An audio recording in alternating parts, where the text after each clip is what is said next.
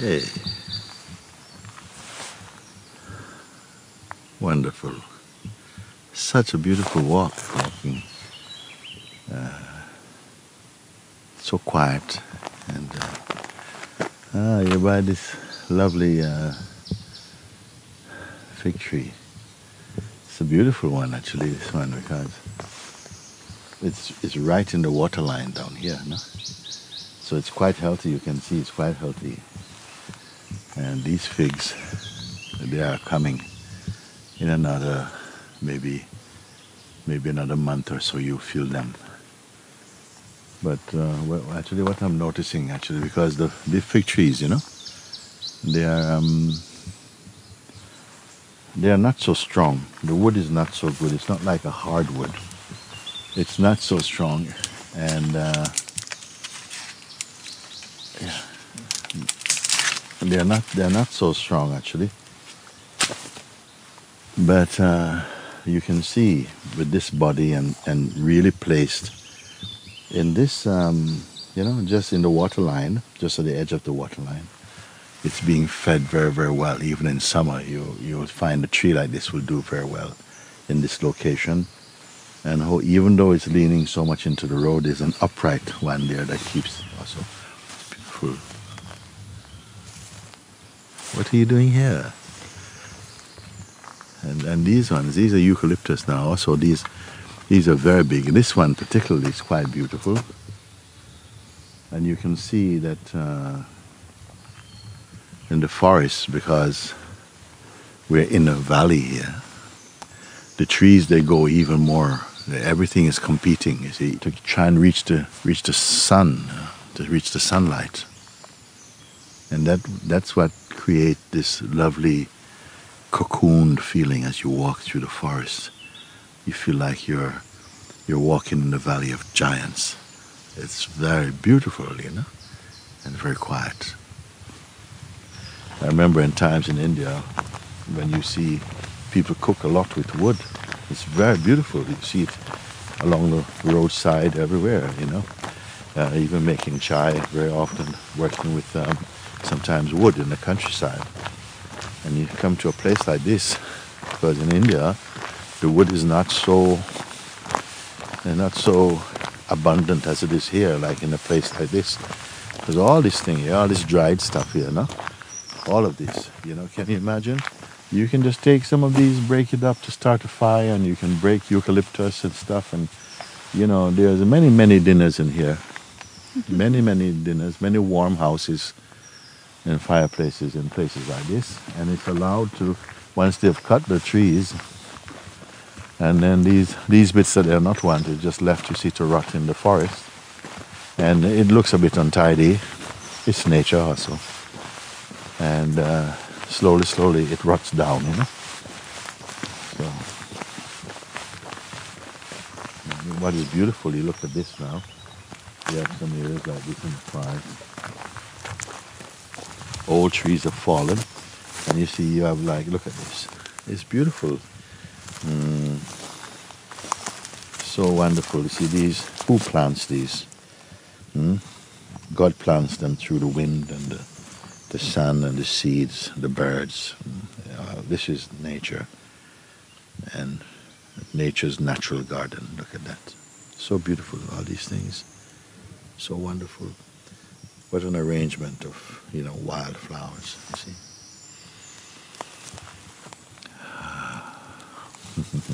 So beautiful. So beautiful. These days there are some things that we have to change because of the present climate in the world, where we are forced to change, and I have to say that it's a good change, true to the pointers that we make, that the outer situation of life is not what determines one's happiness. It is how the inner responds to the seeming outer that creates either joy or suffering, you see. The inner is the greatest. When we see with the eyes of pure consciousness, without the sentiments and the speculations, the worries, the tendencies, the habits and addictions of personhood, life, you see, finds its way. Like water running down the hill finds its way, you find your way. And from the place of the real within you, there is no place of worry. All things are accepted as the one self. All the elements and their combinations, everything, and the world, the manifest world, and the one who perceives it and lives in it, all is consciousness. All is consciousness, and this is the height of our realization. Not all is consciousness as a philosophical outlook or as intellectual conviction, but as our living truth. And there is no higher capacity within the human construct, in some way, the human form, and than to awaken to the truth of ourself as consciousness, because that is the root without which nothing can exist, nothing can appear, nothing is perceived. There is no life without consciousness. It is consciousness that gives life to life. And to come to the point where through introspection and inquiry and knowledge and wisdom, one comes to the place where of just the soul consciousness, which is not a thing, but that out of which all things appear, but itself is not physically, tangibly recognized. A non-phenomenal recognition awakens in our heart, where we see we are that choiceless substratum, the supreme and imperishable, uncreated, unborn, perfect, immutable self. This is the goal of spiritual research. All spiritual journeys and explorations end in that realization of the single truth. We are one. So if a little bit of this can percolate through into the consciousness that is so often held into the shape of the mind, if that can reach through, it is the medicine of being itself. So, God bless you, whoever you are who may be looking at this. God bless you. Truth blesses you. Consciousness blesses you as its own self, actually. That's just one. Amen.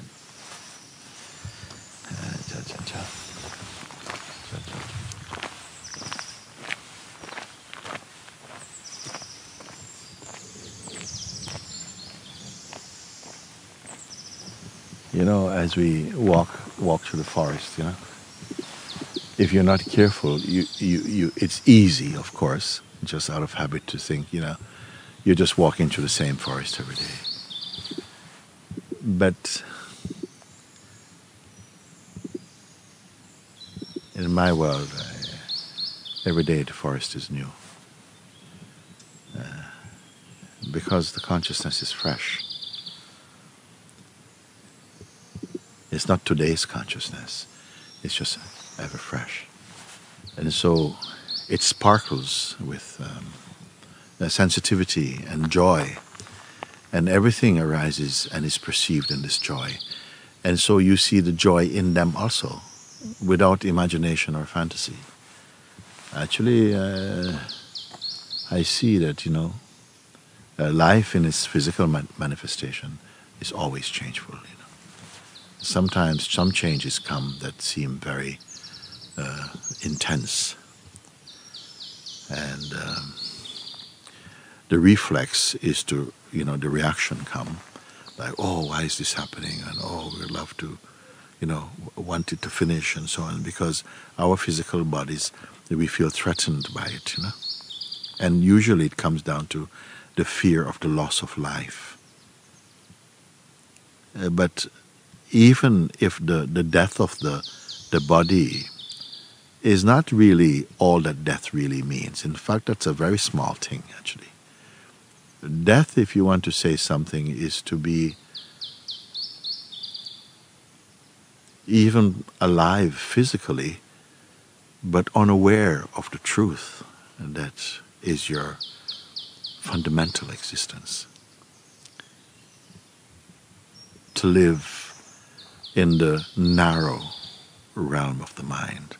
I say narrow because when we are identified with personhood, it might seem to be, oh, it's such a big world. Yes, it's big in size relative to a person, you may say. But the way in which we perceive is very narrow, very often shaped by conditioning and so on, you see. But when you see from the true light of consciousness, the light that creates and reveals all these things, it is not the biological life that is representative of life. Life is spirit, and life is the dance, the power of the vital force that is the animating power of all living things, and the Spirit of God, the Spirit of truth, you see. Together I call just consciousness, including the elemental forms also. There's a oneness in it. Of course, if you look and say, but, you cannot say things are one, because even if you look only at trees, a eucalyptus tree and an apple tree are very, very different. Yeah, yes, different on the surface of things. But when you understand that if you reduce things right down to their elemental form, and even the DNA of the elements are one, and I call that consciousness. And there's a way within you, your own being, in which that just speaks as pure truth. It's not something you deduce only with your head, but it just resonates with the quality of truth, you can say. So when things, in the light of saying that, when things appear, some situations we don't expect or feels to threaten our projection and our desire to live in the way that we largely imagine, then it feels like, oh, it's a curse. Why are these things happening to us, and all of these things. But if we change our attitude, when you're seeing, in fact, from the deeper place as consciousness itself, every change, even those that comes through strong suffering states, you may say, if you want, or felt to be challenging, met with the right attitude in your heart, and as from the place of the impersonal consciousness, everything can be transformed into a gift. It's just a way of raising to higher levels of consciousness. I really wish to say this, because if we see it only personally, yes, it can be very gloomy, in fact, very, very deeply unpleasant. But seen with the openness of consciousness that is not trying to figure things out all the time, but resting in the might of your being, you see what nature is doing. And it is always, not just nature as in the physical nature, but the nature of the life, even through the mind, in its seen in the true light. It's blossoming. It's blossoming. Yeah. Well, that's it.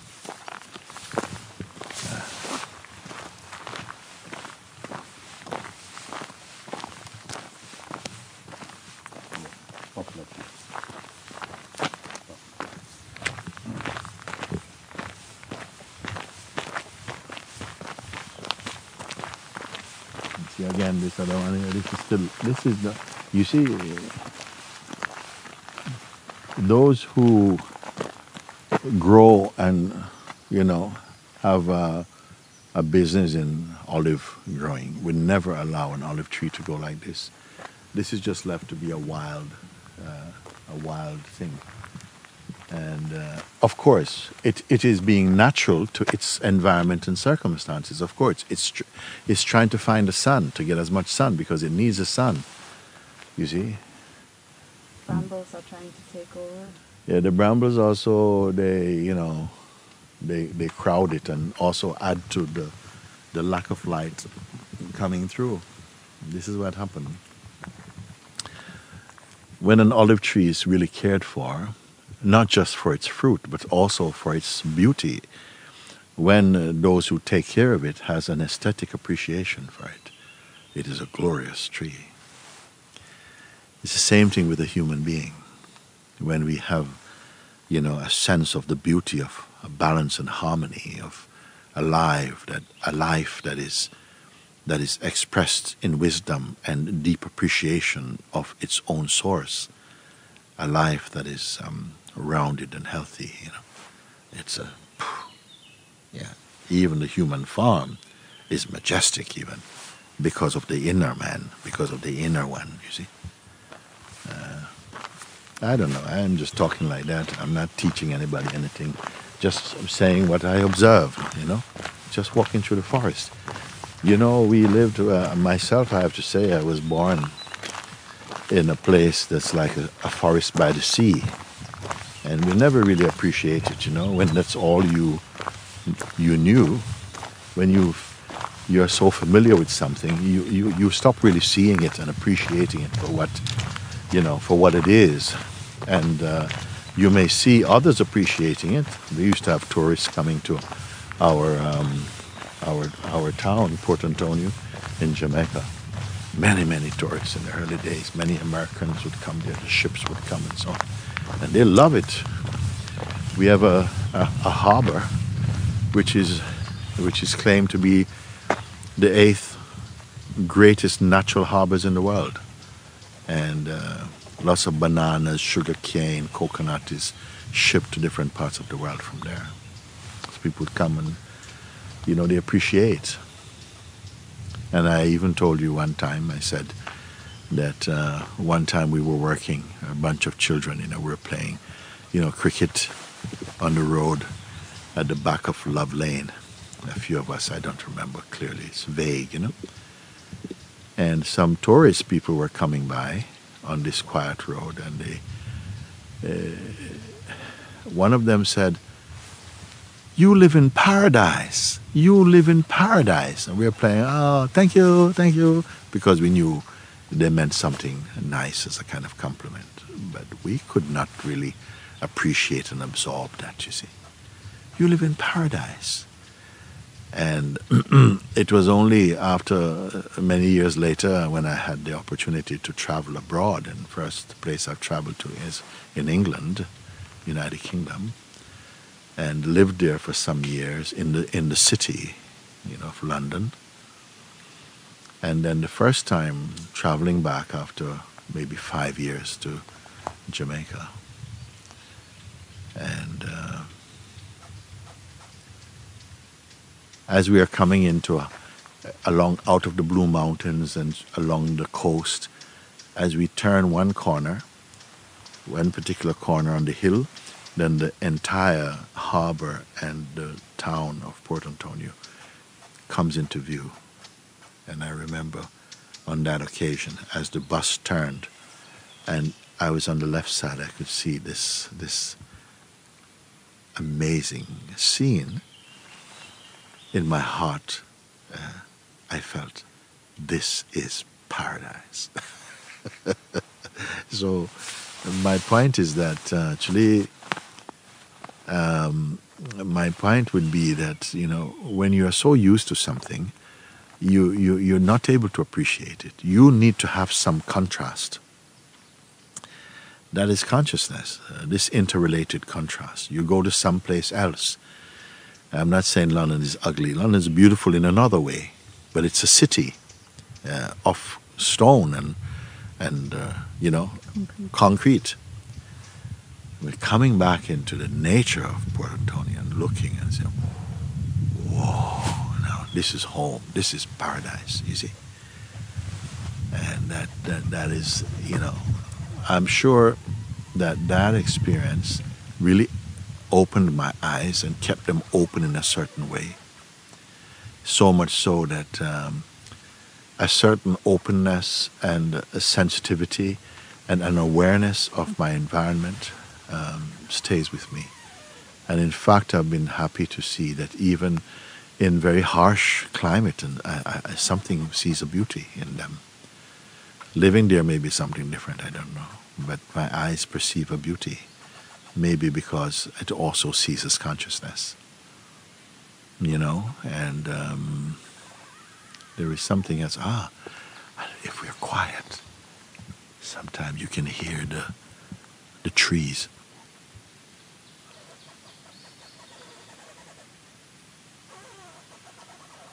That's not a bird.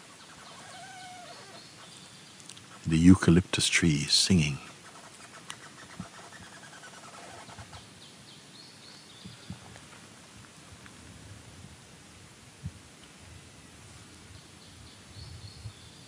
Come, listen.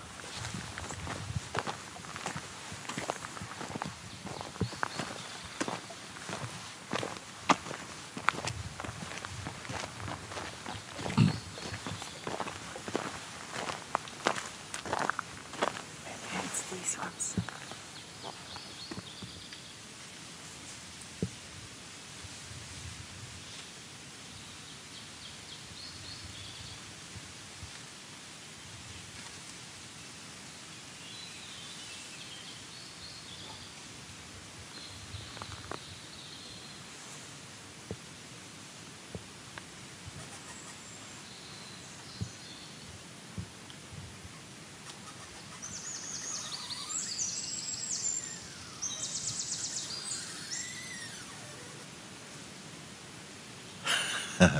You can hear it. Yes.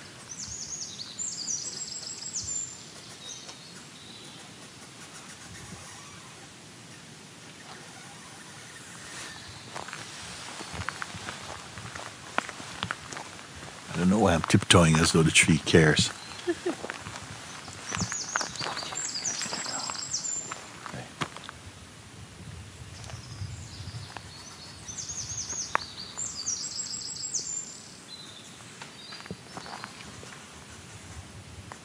Sounds like a bird.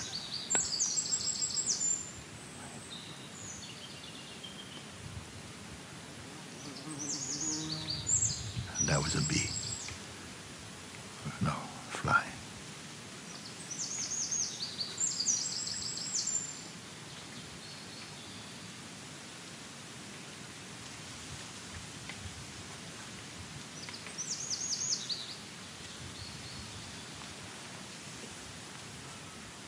I don't know if he's become shy, but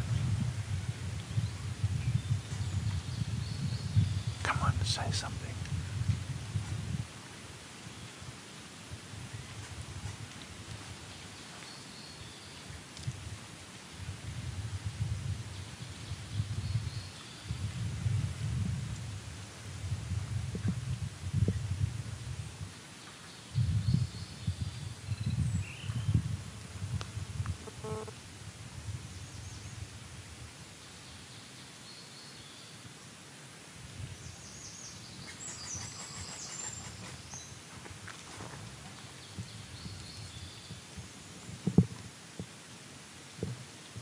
Sometimes they're singing for quite a while, and it could be just the body squeaking, or I don't know, but we hear it quite frequently, actually. And strangely, sometimes you think it's just wind, but sometimes there's not wind, and you hear them.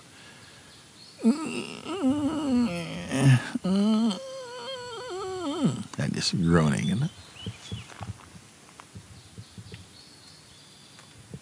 Okay.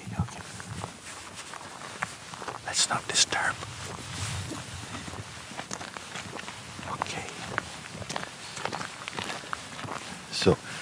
if I may just continue what I was speaking, no? So about this, the situation where I told you these people came and said, you know, you live in paradise, you live in paradise.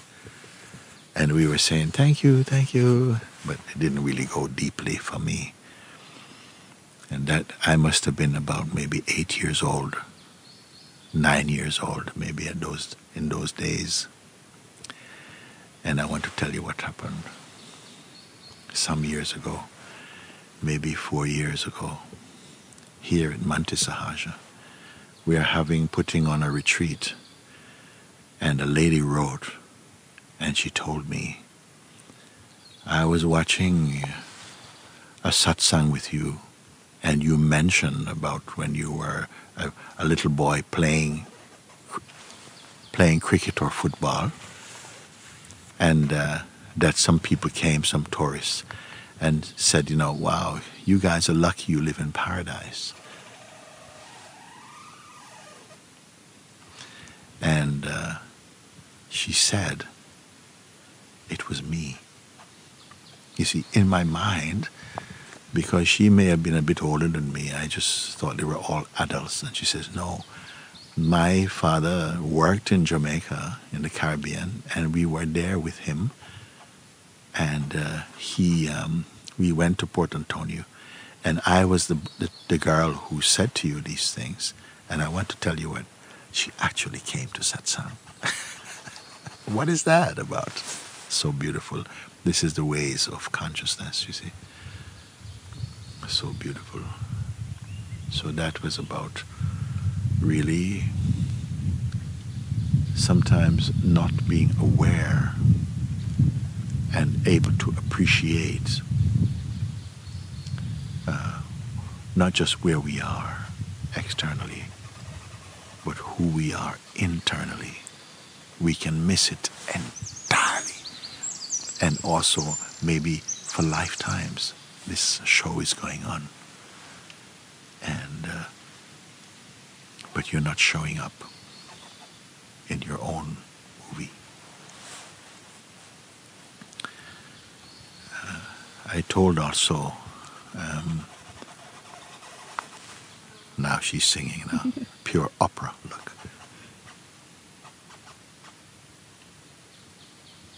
It's not a bird, but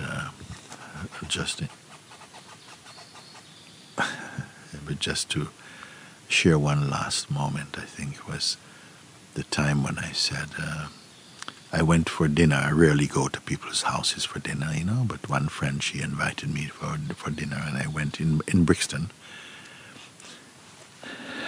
in a little apartment above a shop on the high street.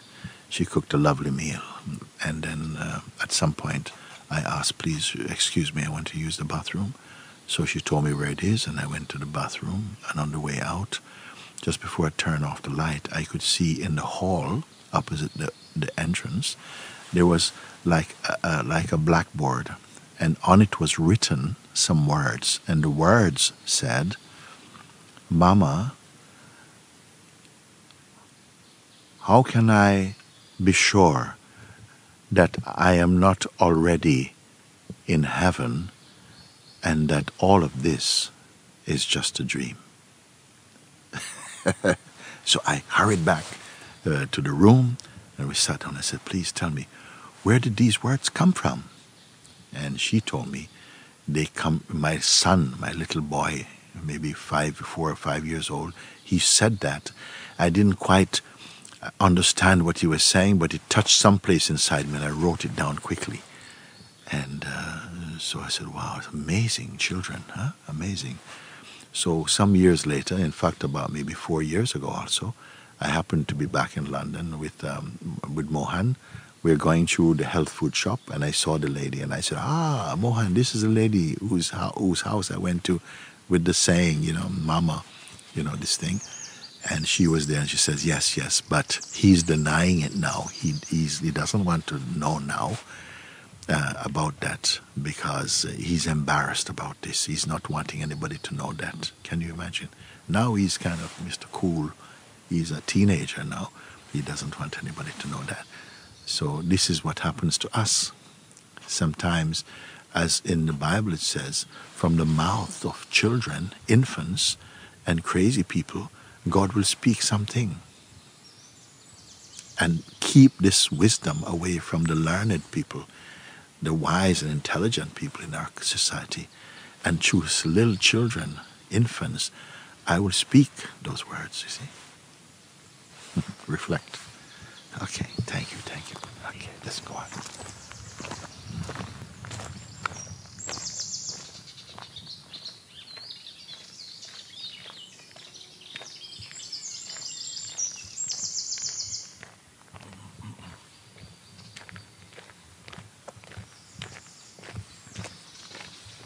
I said that I saw a few times I've come in the forest, and I see one lady, one woman. She comes to satsang, and I see her walking in the forest like this.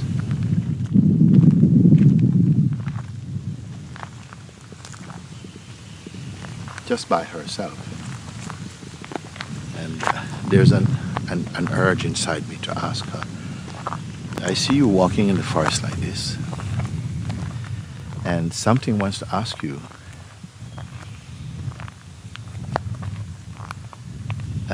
what do you come to the forest for? It's because I see like you seem to like to be quiet places. Is that a spiritual practice, or is it just, well, please explain. Because sometimes I see people, they need to be quiet. And I said, really?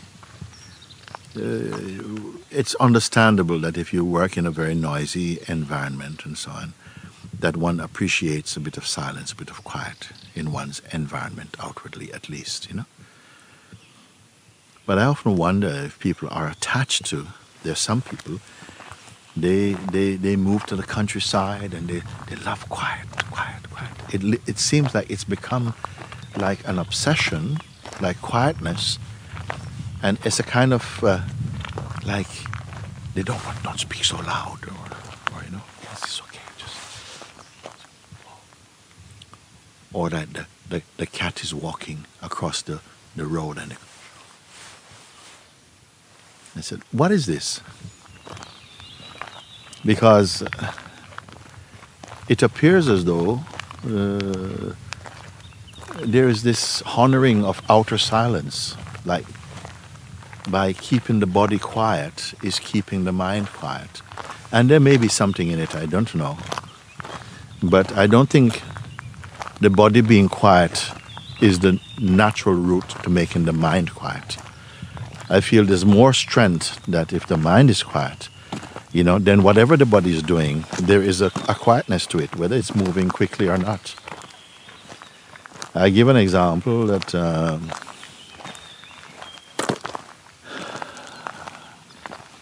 I am sometimes in some places in India, it's so many people, it's so much population in a place, and so much activity and the noise and the but there is a kind of harmony there, and one does not feel uneasy about it. Something very beautiful in it, even if I can say. Now, I've also been in a certain place, I won't say where, but in a certain country, in a place that is very quiet. Some houses are there and it's like very, very quiet. But I'm walking down there and I just see the curtains moving. And, like you're being watched because you feel like... Then I realized I'm a stranger. I was not thinking I'm a stranger. I was not thinking this is strange. What started to feel strange is this kind of, hey, come out and say hello if you want. But it was just, there was an uneasiness, like you're being watched. So that was not quiet at all. It was like, this is our quiet. Don't you come here and make any noise. And I wonder about that, and I'm saying this because I know that many people feel that there's a spiritual practice to to just, be very mindful, and that must have its own advantage and somehow. But when we make it into something, some external action carries so much inner implication, I wonder. Because I remember one girl, one time I saw her also, she used to walk like this, like this.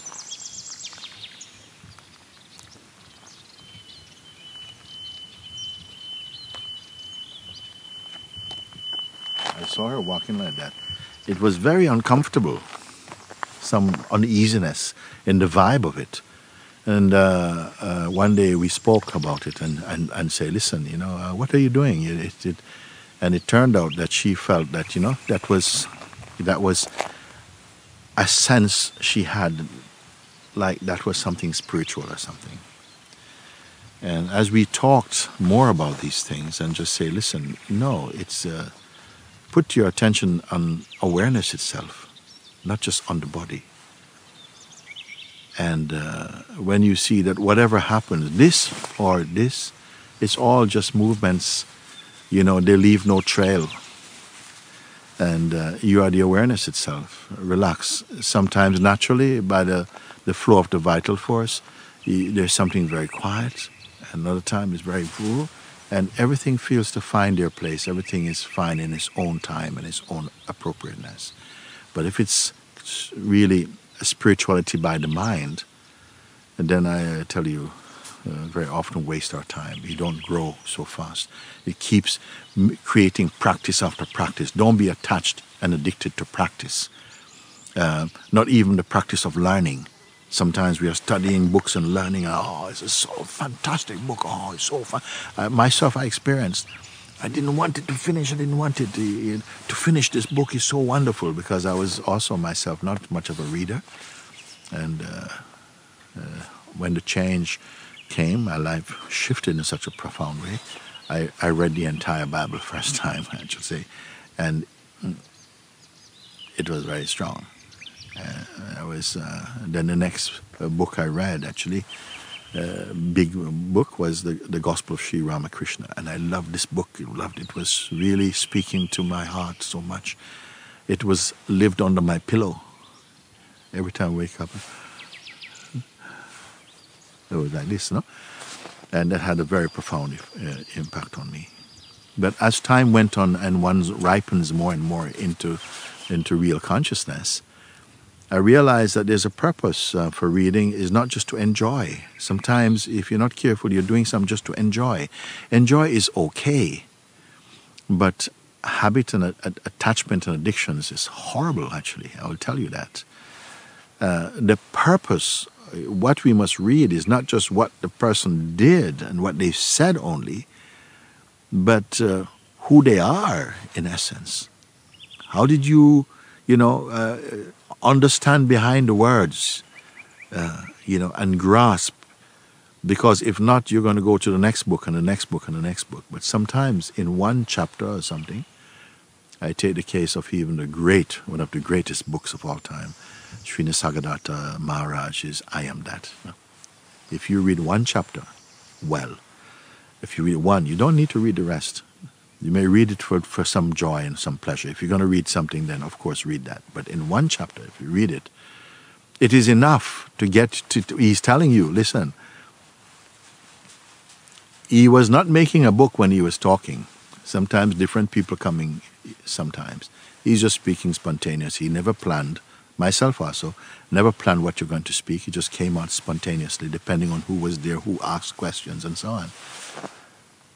Then it was compiled, and when it's compiled, it can give the impression that, Sri Nisargadatta Maharaj was busy every day, pouring out. Yes, when it was necessary and as it happened, you see? So sometimes it's nice to see when the master had some spare time and did other things that were not just talking. And to get the gist of what he's pointing to. What he's pointing to. What is the quintessence of his teachings. And work with that, rather than trying to follow, this chapter said about this chapter said about... Follow and get the quintessence of what the master is sharing, you see. And then you find your way home. It becomes a mirror, not just a looking glass. Looking glass, you're looking through and you're looking, like a window. Oh, I can see over there. But a mirror throws you back onto yourself. The Master's teachings, the quintessence of the teachings, becomes a mirror to throw your attention back in your heart. Thank you.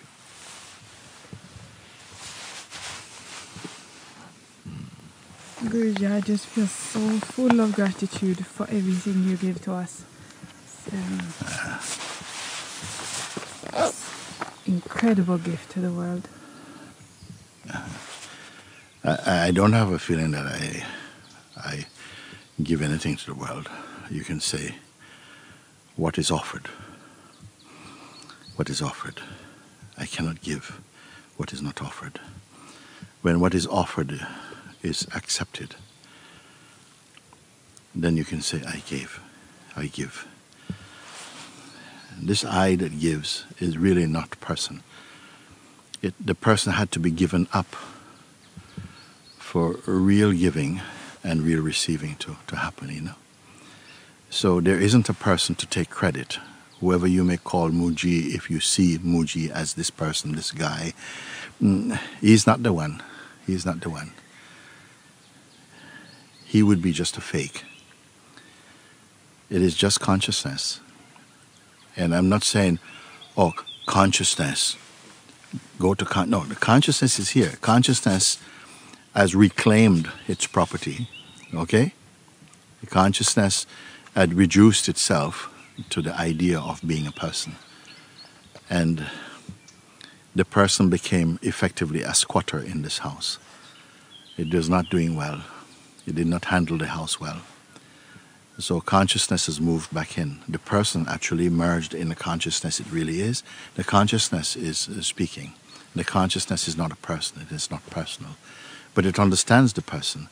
And also there's still some things personal play happens here that creates a certain sense of uniqueness in this body and so on. I don't mind that, it's fine. I'm not trying to kill the person, you know. The person has largely become insignificant. It loses its singing tree. It loses its authority, so to speak. It's become a little bit of a foreign body. Okay? And more, it's the same. What I'm speaking, I'm not making any claims. I'm saying it is the same. It's one consciousness, and the one consciousness here, as in me and as me, and the one consciousness in there is the same in you and as you, in the same one, is somehow conversing with each other and enjoying its familiar oneness. That's all. Thank you. Thank you. Yeah. It's very, very, important to say that. Yes, of course, when the consciousness is expressing in such a magnificent way in a form, of course, we naturally want to honor the form, but mostly because of what is coming through the form. Not just the form in itself. The form is only matter, and the life force is only energy. But the truth is spirit, and all three are necessary somehow for this manifestation of grace and consciousness to express itself. No? And but of course, when I say, then what difference is there between yourself and Papaji and Ramana? It's a difficult one to speak in the way that often the world listens. There is no difference, nor is there a difference with yourself or anyone else with what a sage truly is. But there's a huge difference in the fact that in one body, the consciousness is awake to itself, and perhaps in another body, it's still sleeping and dreaming itself to be something else. That is a huge difference in expression. And nevertheless, fundamentally, even in the greatest ignorance, the same unpollutable and unpolluted truth is there as the substratum. And if life is worth anything at the highest level, it is to awaken to that truth and to live in and as the truth you are. Like this. This is satsang, in fact. This is satsang. This is true religion, in fact. Is to find and worship the God that is also manifest in here. That's not a personal statement. That is not an ego-centered statement. God is everywhere. I don't believe in a God that is only somewhere up there. No, God is everywhere. That is my experience. God, if I went into the center of the earth and I find a living thing there, God is keeping that alive too. All this is God. The living and the non-living material is God, you know, and the wisdom and everything. It is the God self. It is the living is the consciousness. It's pure consciousness. This is what I have to say, and you can hold me to my words on that one.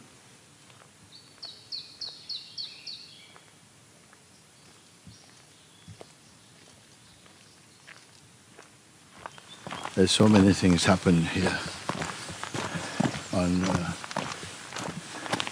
Maybe few people would be aware of what a day could be like. One of my days. I am not aware beforehand. They are totally unplanned. But even where they are planned, what unfolds at the time of the hour of the planning to be executed, everything here is totally spontaneous also. So the plan is only written in chalk. What is written, what comes out in the end, is something worth observing and remembering. And this unexpected quality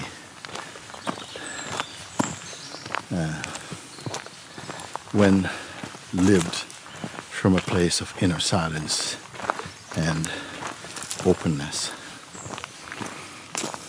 I would say I cannot find a day that would be exquisitely planned and executed, could not compare with the inner quality and depth of one of God's days. I call it one of God's days, which is not, which is not confined to the plans of the mind,